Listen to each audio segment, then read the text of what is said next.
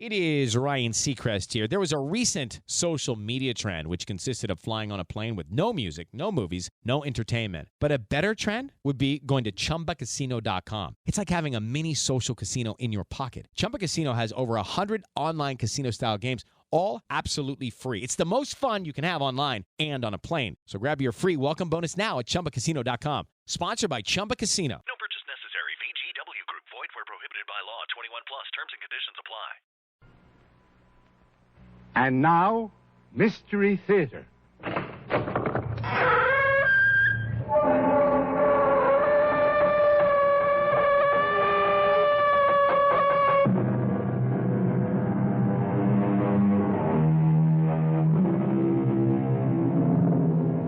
Come in.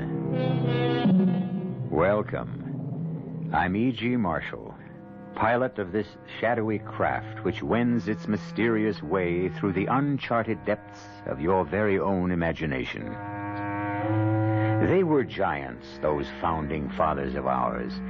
Not only were they superb statesmen and soldiers, they were men of many spectacular achievements.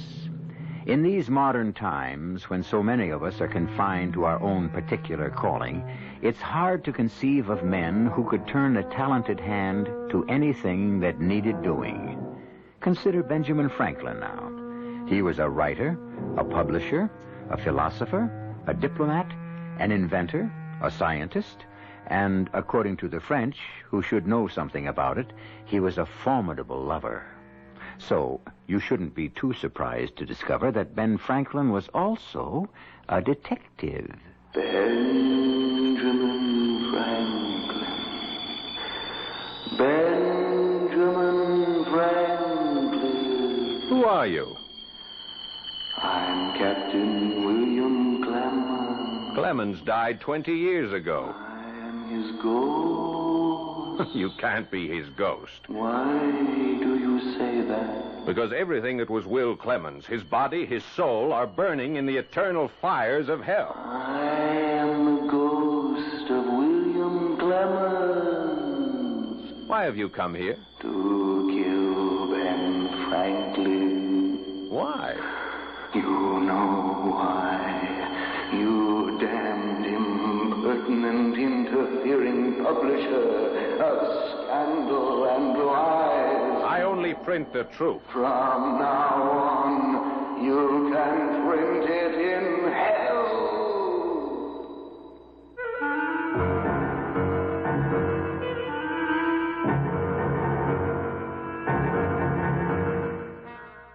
Our mystery drama, The Benjamin Franklin Murder Case, was written especially for the Mystery Theater by Sam Dan and stars Paul Hecht.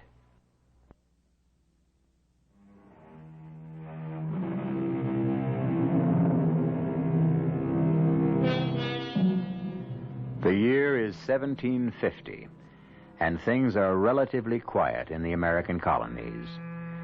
So far, no one is seriously advocating rebellion. And even so, Sarah Clemens would pay no heed to talk of rebellion. Sarah Clemens is a young lady who has troubles enough of her own. We're in the city of Philadelphia. We say city because we know Philadelphia as a city. But back in 1750, the only settled place in all of North America that could legitimately claim to be a city would be Mexico City. Well, getting back to Sarah Clemens and her problems, the most pressing one is concerned with, don't laugh, ghosts. Young woman. Please, sir. I say, young woman, I cannot call you a young lady. You will come to a bad end. But, sir... But me no sirs. Oh, you are a cool one, a sly one. But those innocent-looking eyes don't take in aimless Edward Chiver. No, they don't. Sir, what are you talking about? Oh, you stand there bold as brass, cool as ice, and you say, what am I talking about? Young woman, you belong in the theater. You do. You not only have the talent, but you've got the morals of an actress. Sir, I will not permit you to insult me in my own parlor. You almost sold me this house. Almost? I thought we had an agreement. I'm breaking that agreement. But why? No, stop it. Stop blinking them innocent eyes and asking why. But I am asking. Why? Because the Clemens house is a haunted house. correctly? The Clemens house is a haunted house. That's what everyone in town is saying. Oh, tavern loafers. Aha. So you do admit people are talking about People, it? drunkards, idlers, vagrants. Anytime a house stands empty, the ridiculous rumors. What, the Clemens house is the finest dwelling in the province of Pennsylvania. Then why don't you live there? Why do you want to sell it? Oh, Mr. Chiver, I've already discussed this entire matter. I cannot afford to maintain so large a place. You can't. Why can't you? I don't need all those rooms. It requires help, and I can't afford servants. You could buy slaves. Mr. Chiver. Mr. Chiver, what? It would violate every one of my moral, ethical, and religious principles to own the body and soul of another human being. Beggars can't be choosers. Just tell me, sir, what affair is it of yours? You say you can't afford servants and you won't have slaves. But you could afford servants if you was to turn the place into a tavern. Never. It's a good, respectable trade, and you're pretty enough wench to attract the business. Sir, this impertinence If you do not wish to purchase the property, I'm sure there are plenty of others. How long you been trying to sell the house? Oh, If it's such a bargain, how come it ain't been snapped up? Because... No, ma'am, it won't do. The house is haunted. Very well, sir. Have it your way. Aha! Then you admit it. I admit only this, Mr. Chiver. I was wrong about you. When you first inquired about the house, I said to myself, here is a man of judgment. Here is a shrewd and sensible man of the world. Here is probably the keenest man of business in the entire province of Maryland. Delaware. As you will. But what do I discover on closer examination? A timid, irresolute waverer. You are losing the opportunity of a lifetime. To buy a haunted house. How can the house be haunted? Haunted by what? Ghosts. Oh, you, a hard-headed, practical, no-nonsense gentleman of affairs, a member of your provincial House of Delegates. You believe in ghosts? Well, Just be kind enough to leave the premises at once. Sir, you are a fraud. Now, Miss Clemens. Oh, yes. I won't There have... may be rumors spread by stupid gossipers that the Clemens house is haunted. And this has made buyers scarce and reduced the price. But shouldn't you, as a shrewd trader, profit from my distress? Now, miss, you have no right to accuse me of... Go on, take unfair advantage of me. Well, I'll think about it. Good morning. Oh, good morning, Richard. I knocked, but no one heard me. Mr. Chiver and I are transacting some business. So I just walked in. Mr. Chiver, may I present my cousin, Mr. Richard Laporte? Your servant, sir. Howdy. Richard, Mr. Chiver is going to buy the Clemens house. Well, now, He I intends never... to make a tavern of it. Now, see here, I didn't say that... Tavern? And why not? But, well, that would be... It would be sacrilege. Why, Mr. William Penn himself slept in the blue bedroom when... Come, Richard. You and I spoke about this many times, and I thought I'd settled it. But a tavern? But of course. Shouldn't the common folk also have a beautiful place? I ain't even said I'm going to buy, much less make a tavern. Oh, of course you will, Mr. Chiver. My dear Sarah, a tavern... Now, Richard, I thought you shared my belief that no person should own a house that exceeds his needs for shelter. When we marry, this place which my mother left me will suffice for us. Just hold on while I ask this young fellow here a question. Mr. Laporte. Laporte, I want you to look me square in the eye and say yes or no. Is the old Clemens house haunted? Yes. Well, Miss Clemens, see? Richard is an incurable romantic. You say the house is haunted, young fella? Yes, it is haunted. It's haunted by demons of the past. Oh, nonsense, Richard. Haunted by memories, haunted by the ghosts of Clemens as long dead. Well, all I can say to you, Miss Clemens, is good day. Wait. What for? Here, this young man, your own intended, admits, confesses... Oh, it's nonsense. And he ain't no tavern vagabond neither, far as I can But see. there are no ghosts. That ain't what Mr. Laporte says. Of course, there are ghosts. That's because the past never dies. Miss Clemens, how can you say there are no ghosts when this man, who's to become your lord and master... Oh, no. That is not the relationship we envisage. Is it, Richard? Oh, no, each of us will have an equal voice. Son, you're asking for more trouble than you can handle. But don't get me off the subject. What is the subject, sir? Ghosts. Mr. Laporte says there are ghosts in that house. Richard is only using a figure of speech. He doesn't mean there are actual ghosts. But I do. And I say good day to you both. Mr. Chiver. He's right, my dear. Oh, Richard. You sounded so medieval. The ghosts of the Clemenses, you believe in them, too. And that's why you want to sell the house. You're ashamed of them. What are you trying to say? You are ashamed of the fact that the first William Clemens was a pirate and slaver. That's just malicious rumor. No, my dear, it's an unfortunate fact. The family fortune was founded on blood. You were a child growing up in that house. You knew it. You were ashamed. Richard, I shall become extremely angry. I was a child, too. The poor relation invited to play. And my eyes were open. I saw everything. Please, We Richard. both talked about it constantly. Death. Murder. How frightened we were of the old man. The ghost of the old man. The murderer. The pirate. Richard, those were childhood fancies, nothing more. Nothing more. Ghosts cannot exist.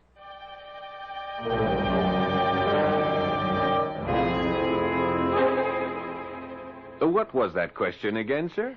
Well, what I asked, Mr. Franklin, was, do you believe in ghosts? Of course, Mr. Chiver. You do? Certainly, sir. All of us are ghosts. Inside each of us are the ghosts of dead ideas. You know the old Clemens house? Yes, I do. Now, the girl wants to sell. I can buy it cheap. A bargain. Do you need advice to take advantage of a bargain? It might not be a bargain. Uh-huh. If it's haunted. Oh. Can a house be haunted? Mr. Chiver, I cannot give you that answer, but I can suggest how you might find one. Now you're talking. Go up to the house. When you want to learn something, investigate for yourself. Well, you don't have to be smart to think of that. But the fact is, you didn't think of it. Oh. What I have suggested is something new among natural philosophers. It is called the scientific method. But that's nothing but old-fashioned horse sense. Exactly, Mr. Chiver. Exactly. That's what I'm going to do. I'm going up there and see for myself.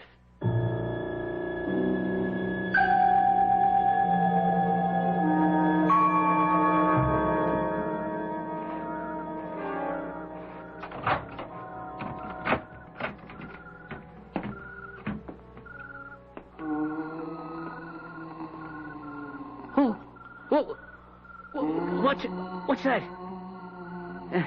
What could it be? The wind. The wind down the chimney. Kill them. Huh? Hey! There's somebody in here. Who's here? Show yourself. Whoever you are, show yourself. Dead man, tell no tales. I'm not afraid of you. Who are you? Show yourself. That voice. It's coming from the chimney. No, it's coming from the wall. It's coming from all over. Somebody's in here with me. Somebody. But I ain't scared. Listen, even if you are a ghost, I'm going to buy the house and burn it down and build a better one. I ain't scared. No. Who's here? Who are you? Oh, it's a sailor. Get away from me. Get away. Don't. Who are you? What do you want? Don't. You're choking me. Please. Stop.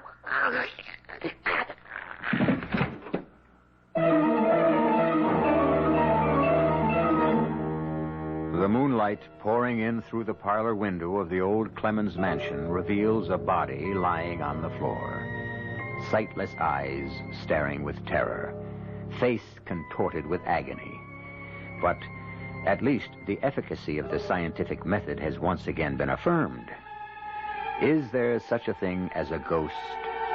Amos Chiver has found out. The hard way. You have some things to find out also when I return shortly with Act Two.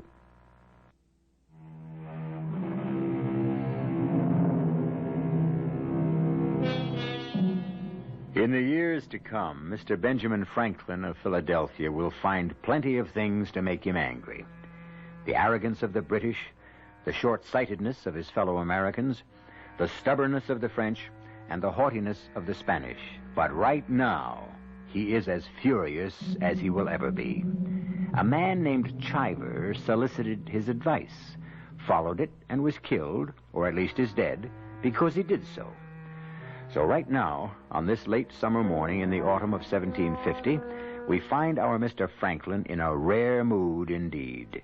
I only want you to tell me, Doctor, was he murdered? Yes, well, that doesn't answer the question. Well, he has some redness about the throat.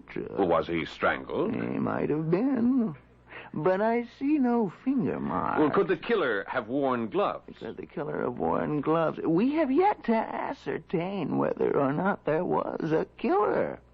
Therefore, the question cannot be answered in the form that it was couched. If he wasn't strangled, what was the cause of death? He also has a bruise on his head. Was he struck? He may have been. On the other hand, he may have hit his head against some sharp object when he fell to the floor. Dr. Benson, do you ever commit yourself? He may have died of fright. Fright? I have never seen such terror on the face of a corpse. Well, can a man die of fright? Some doctors say yes. Some say no.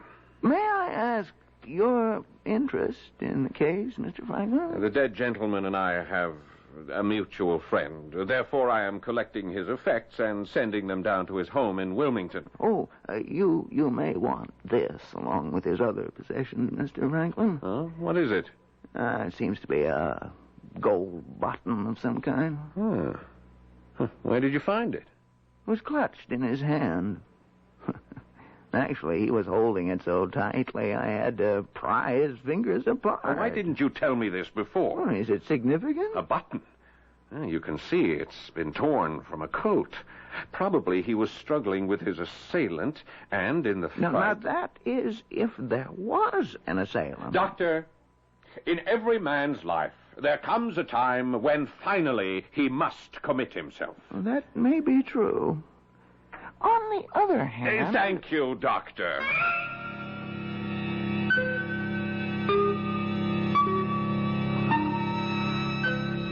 Now, Sarah, I want you to look at this button. How could that poor man have died in the house? Obviously, the murderous ghost The of button, Sarah. Richard, look. Do you recognize it? It's the kind of button that old Captain William Clemens wore. William Clemens, who built this house? This gold button with the star and the anchor. It was on all his uniforms. Well, then it was the ghost of William Clemens. No. What do you say to that, Mr. Franklin? I say we have a problem. Assume it was a ghost. Is a ghost substantial? How can a ghost be substantial? If he were substantial, he couldn't be a ghost. Then why would his clothes be substantial? No, Mr. Chivers was engaged in combat, mortal combat. With whom? Now, I say a man followed Mr. Chiver to the house or waited for him there and killed him. I say a man because it's hard to conceive of a woman strong enough. Mr. Franklin, it was Captain Clemens' ghost. The button proves it. Not conclusively. Captain Clemens wasn't a pirate. Oh, thank you, Mr. Franklin. That is, not a pirate in name. He was a privateer. He had the Queen's permission to prey upon French, Spanish, and Dutch merchant ships. He fancied himself a naval officer. His men wore uniforms. The higher ranks all had buttons, just like that one. As a matter of fact, I know another man in this town who once wore a navy coat. I remember this button. I was just a youngster, but I do remember this button.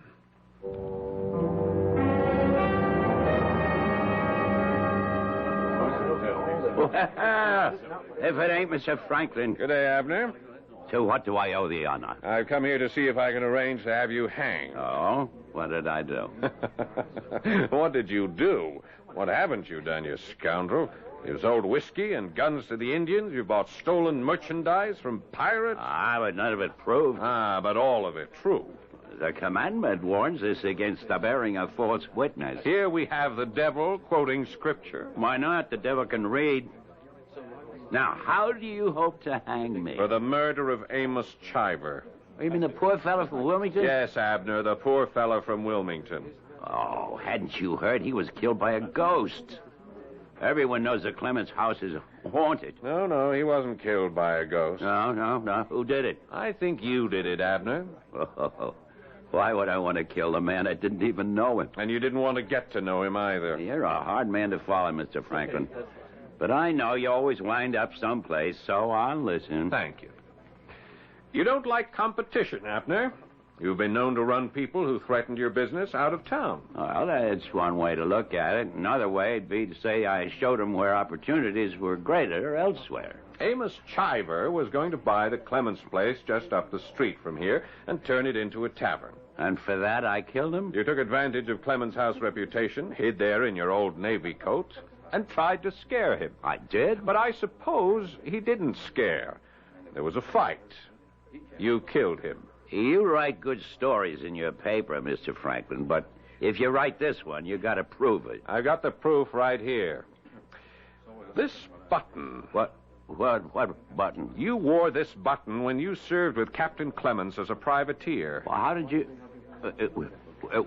where did you get that button? Try to guess where this button was found. Now, you're a man of lively imagination. Think. Where did you get that button? This button, Abner, was found clutched in the dead man's hand. Yeah, but it can't be. It was. I haven't worn that coat. I haven't even seen that coat. It's more than 30 years. Here comes the constable. What have you there, Mr. Partridge? I've been to the back of this house like you said, Mr. Franklin. You had no right to search my house. The constable obtained a warrant. And here's the coat. Yes, indeed. Your old blue naval officer's coat. Some of them buttons are missing, Mr. Franklin. But the ones that are still on here are just like the one you got in your hand. I tell you, I was here all last night. I didn't set foot out of this tavern. Why, Constable, you were here yourself. So I was, till 10 o'clock. And after 10 o'clock, who can vouch for you, Abner? Well, I was with Yes? Well, I spent the rest of the night with a lady. Who? Well, being a gentleman, how could I possibly... You're a man of the world, Mr. Franklin. You appreciate my position. Well, it is a gentleman's duty to die before permitting a lady's name to be sullied. Or so I've been led to understand. Well, I'm not going to die for nobody. I was with...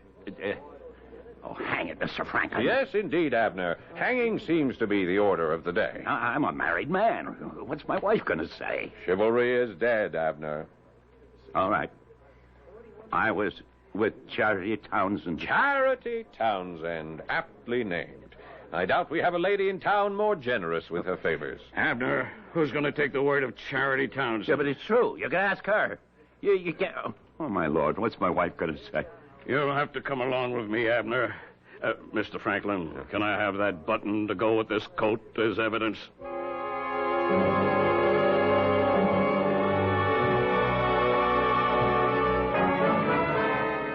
Now, Charity, are you telling the truth? Oh, yes, Mr. Franklin. I can't lie. I mean, that's the source of my problems. I just can't lie. You were with Abner all of last night. Well, I could lie, you see, and save my reputation. But my dear old dad, he's in heaven right now. He said to me, girl, never tell a lie. And you know why? Folks aren't going to believe you anyhow, so you might as well be hanged for telling the truth. Yes, well, about Abner. Oh, I was, feeling a bit poorly last evening, so I thought a glass of wine might suit me. And after having a few, Abner says to me, Charity, you want to come to the back of the house? What for, I asks, and he says, I got some trophies I took when I was serving in the Navy. Well, I have a weakness for sailors' trophies, so I says, all right. But what's your wife going to say to me? I come into her private room, and he says, never fear, she'll be none the wiser. She's visiting her sister across the river in Camden Town. So, you went with him? Oh, but I'm telling you, everything was proper. We just sat and talked. Oh, he tells such stories. And before I knew it, the sun had come up. A most unusual evening. Oh, yes. And so you claim you were with Abner all of last night? Well, I wish I could lie, but you see, I can't. Not even to save my reputation. Yes, sir, Mr. Franklin. Judge Herkimer spoke with me an hour ago. He wants to hold the trial tomorrow. Constable, may I see that coat and that button again? Sure. I got 'em right here on the table. Look at 'em all you like. Oh, thank you. It's plain as day. That's the exact same button as the others on that coat. And there's 3 of them missing. This could be any one of them. Judge Herkimer says we might just as well prepare the scaffold now. Before the trial? Well, you know the judge, Mr. Franklin. He figures if a man ain't guilty, he wouldn't be in the prisoner's box in the first place. Yes, and Charity's testimony? Now, Mr. Franklin, you know what that's worth. You suppose I might see Abner? Can't imagine why, but you're welcome. And let me hold on to this coat and button for just a moment. Well, Mr. Franklin, I guess you were right. You said you'd arranged to have me hung, and you've done it. You think so? You know, in my lifetime, I've done 100 things that called for hanging, but I always cheated the rope. And now I'm about to swing for something I never done. I know. I can even prove it. You can. Abner, I have a problem. A most serious moral and religious problem. Now, look here, Mr. Franklin. If you know I'm innocent... Let us say you are innocent in particular, but guilty in general. Yeah, but if you know I didn't kill Chiver, why let me swing for it? I must search my conscience. Examine my soul, as it were. You are an engaging but a thoroughgoing scoundrel. You are responsible in one way or another for the death of hundreds of people. Well, scores would be more truthful. Yes. Even now, some poor farmer on the fringes of the Ohio Territory could be murdered by an Indian using a musket that was purchased from you. Well, that can't be proved. Justice must be served. Yeah, but that ain't justice. Well, if it's just for you to go free when you're guilty, why is it unjust for you to hang when you're innocent? Now, come, Abner, you can't have it both ways. Mr. Franklin, please. Think the commandments. Thou shalt not lie. Thou shalt not bear false witness. Oh, it's out of my hands, Abner. At this moment, within my soul, a battle is being fought for your life and freedom. Both sides are marshaling potent and convincing arguments. Shall you live? Shall you die? I must wait for the answer to be revealed to me.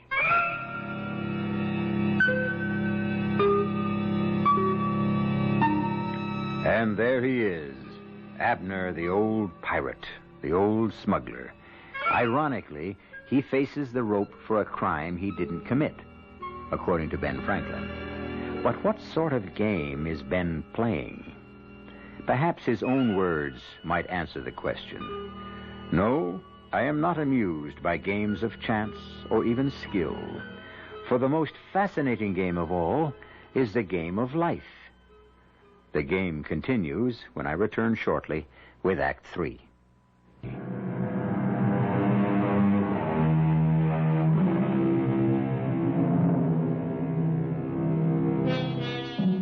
Retribution. Sooner or later, it overtakes us all. If not for the wrongs we have actually done, then perhaps for the wrong another has committed in our name. But one way or another, we pay the bill. Ben Franklin can prove that Abner didn't kill Amos Chiver. But why bother? Abner has killed enough people during his lifetime. It isn't as if the noose were being drawn around the neck of an innocent man. You say you can prove I'm innocent, Ben? How? Well, Charity claims you were with her all evening. Charity? Well, who'd believe a woman like her? Who? Tell me, Abner, if you were sitting on the jury, would you believe Charity? Well, not if she swore on every Bible in Pennsylvania. Interesting. And yet, in this case, you know she's telling the truth. Well, but why do you say she's telling the truth? Why should she lie? What does she gain by it? Well, I could have paid her. Yes, but you didn't. Because I know you didn't kill Chiver. How? How do you know? First, I have a little agreement here for you to sign. Here, read it.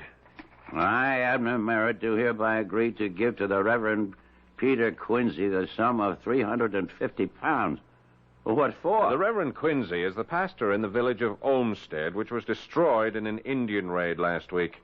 The money will be used for rebuilding homes. But you supplied the Indians with weapons and the powder. Oh, but I didn't. Not directly, perhaps, but you did sell the muskets to unscrupulous traders.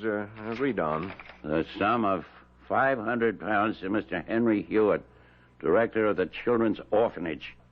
I ain't got that much money. Raise it. Oh, but Read on. You'll make a poor man out of me. Poor but happy. Poor in wealth and worldly goods, perhaps, but rich in the love of your fellow man. Ah, no, I'll sign no such paper. All right, then hang. This is blackmail, you know. Perhaps. But how do I know you? How do I know you'll keep your bargain? How do I know you can prove that I'm innocent? Now, that is an interesting speculation. But we waste each other's time. I have in my bag here a pen and a bottle of ink. May I please have your signature? Oh, this is robbery. It's worse than piracy on the high seas. And you should know. All right. Where do I sign it? On the bottom. Uh-huh. Splendid. That's it. See, you now have an opportunity to create a new reputation for yourself. Till now, you have been reviled as a scoundrel. In the future, you shall be admired as a saint. Fortunate Abner. Yeah, but the proof. The proof you promised. Yes, the proof. Mr. Partridge? Mr. Partridge? What's up? I'm afraid we'll have to release Abner. Release? Why? Ain't he guilty? No, sir. Please, come in here, sir. And leave the cell door open, Constable. Abner will be leaving. But the button and the coat. Precisely. They prove his innocence. But any fool can see that button is exactly the same as the buttons that are on that coat. You have to admit that. I do. Then what do you do? It is exactly the same kind of button, but it was not fastened to that coat. And if it was not fastened to that coat, it could not have been pulled off that coat. But you can see that Now, it's the let's button really look at what's to be seen.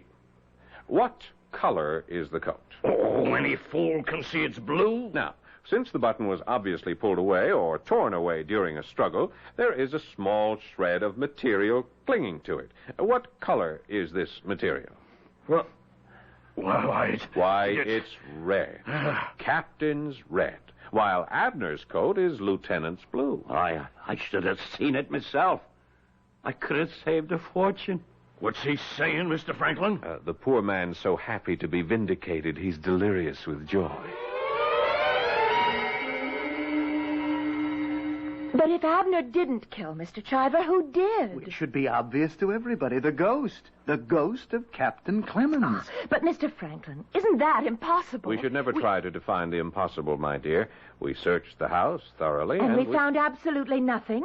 You recognize the button as belonging to Captain Clemens as being part of his uniform. This means you were familiar with that uniform. Oh, yes, sir. His uniform, his hats, his swords, they were all left hanging in his room, just as when he was alive. I remember we children used to spend hours up there. Why didn't we find the uniform coat just before, when we searched the house? Because the ghost is wearing it. Oh, really, Richard? Well, Richard's opinion is as good as anyone. You mean you actually believe that a ghost could be up in yes. And now our problem is to find out who the ghost is. But how can we do that? He'll be easy to recognize. Mr. Franklin, am I hearing you correctly? We shall recognize the ghost because, you see, he is branded. How can a ghost He has committed murder, this ghost, and therefore he carries the murderer's mark. What mark? All murderers carry a mark which clearly proclaims them as killers. But I've seen murderers. I haven't seen any identifying... It's the brand of Cain.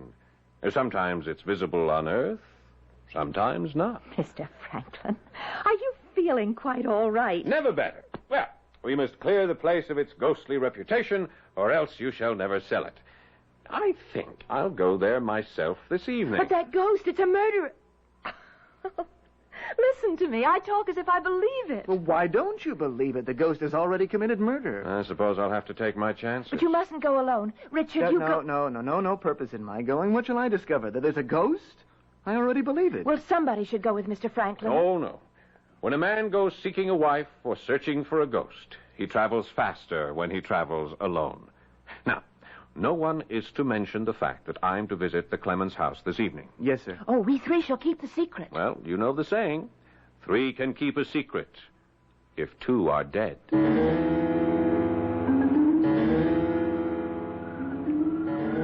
Why can't we walk in the front door, Mr. Franklin? Shh. Keep your voice low, Abner. Now, slide the window up. Up. That's it. Now, let's climb inside. Why are we going in like thieves? Because I am hoping the ghost will enter by the front door. Listen. I don't hear nothing. Well, to the front room. Hurry. Shine that lantern. There's nobody here, Mr. Franklin. Uh-oh. Listen. Listen. Where's it coming from? Hey. That don't sound like a human voice. It's Captain Clemens. The old man himself. It's the captain. It's the ghost of the captain. Well, where is it coming from, Abner? It's a captain. Shh. It's coming from the fireplace. Huh? Yeah, that's the captain. That's how he talks. I'm getting out of here. No, wait. Yeah, it's the captain. He said death couldn't keep him away. He'd come back. That's what he said. Where is that voice coming from? It ain't human. It's coming from everywhere. I don't know about you, but I'm going. You're right, Abner. It is time we were leaving. I'll never sell the house now. It's all over town. Abner's been telling everyone how the ghosts are all over the place. Thank you, Mr. Franklin. Sarah, Mr. Franklin was only trying to help. Besides, what could he do? After all, how can a human being fight a ghost? Now, sir, do you believe the ghost of Captain Clemens haunts the house? Richard, why do you object to Sarah's selling the Clemens house? Well, it's just that it's haunted. It isn't because you wanted to own it yourself one day? Well, how could I ever own it? You will at least share in the ownership when you marry Sarah. Well, why would I want to own it? Mr. Franklin, Richard was always unhappy there. I know. That's why he wishes to own it. Richard was the poor, despised cousin who was patronized by the Clemenses. That's true, isn't it? They were very kind to me. The bread of charity is bitter when it is offered by the hand of arrogance. And so you dreamed, didn't you, of one day walking through that house, not as a petitioner, but as a master. Yes. Yes, it's human to feel that way. Yes, Richard. Why are you wearing a glove? I have an infection from a poisonous plant. So, you have discouraged Sarah from selling. But he never said to me, don't sell. He didn't have to. He spread the rumors that the house is haunted. Well, everyone in Philadelphia knows. You are the one, Richard, who keeps making sure that the reputation for the house being haunted is kept fresh and Sir, green. I cannot permit you to insult my fiancé. I thought you were my friend, Mr. Franklin. I am, Richard. And I am no fair-weather friend either. I shall stand by you as a friend, even though you are to be tried for murder. Murder? Mr. Franklin! Ask him, Sarah, ask him. I deny it. How can you deny it? How can you deny the brand of Cain? You killed Amos Chiver because he must have recognized you, and you knew I was going to be at the house last night. Richard, he couldn't kill anybody. He's so timid. You wanted to scare me, too. And your voice, it sounded ghostly, and it seemed to come from everywhere. It's probably because there are secret passages in that house. For accusing Richard of murder. And as a child, you discovered those passages. Yes, it was well done. And you know where the red coat is. And shall it show a missing button? But you can't prove that Richard did it. Richard, I defy you to take that glove off your hand and show us the mark of Cain that covers your palm. Richard? Yes. Yes, it's the mark of Cain. Here, look. Look, I'm branded. That great black mark. It won't wash off. It won't rub off. I'm marked. Oh, Richard. No, don't come near me, Sarah. I'm unworthy. Oh, why, Richard? Why? He knows why. He knows why. It was the bitter bread of charity. Oh, Richard. No, don't weep for me. I'm unworthy. I wear the mark of Cain. I'm sorry, Richard. I will now walk down to the jail and hand myself over to Constable Partridge. Let me come with you. No. I must be alone. From now on, I have the mark. Richard. Yes. The mark. But, Mark, that's impossible. I saw it with my own eyes. Yes. It's supernatural. Not exactly. Not exactly. Oh, sir, now what? Well, if we assume that there cannot be ghosts, we must assume that someone human was playing the part. Logical? Yes? That someone human would have to get into the house in order to scare visitors. Only 3 of us knew I would be going there last night. You, and I, and Richard. Yes? Earlier in the evening, I smeared the doorknob with some nitrate of silver. Nitrate of silver? Yes, it is used in making mirrors. And when it touches the skin, it turns black, and it cannot be washed off or removed in any way until new skin grows. That's black magic. That's natural science. And our poor Richard entered the house through the front door, turned the knob, and thus his hand acquired the mark of Cain.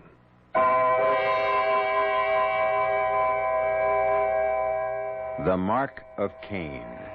It exists on every murderer. The problem is to make it visible. For that, however, you need men of perception. Men like Benjamin Franklin. Well, poor Richard didn't hang. He went quite mad and spent the rest of his life in an asylum. Sarah went on to marry a very timid man and kept him under her thumb. And Franklin, as you well know, went on to become a founding father of this great country. And I shall be back in just a few moments.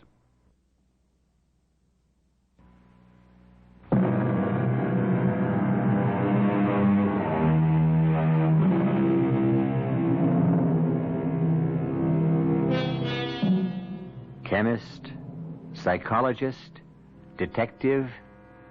Before these professions were even born, Benjamin Franklin exhibited a judgment and a depth of vision that is hardly equaled today. Yes, they were giants, those men who founded the country, and what they left us is not just a legacy, but a challenge to live as they did, fearless, curious, and independent. Our cast included Paul Hecht, Marion Seldes, Stotts Cotsworth, Russell Horton, and Gil Mack. The entire production was under the direction of Hyman Brown. This is E.G. Marshall inviting you to return to our Mystery Theater for another adventure in the macabre. Until next time, pleasant dreams.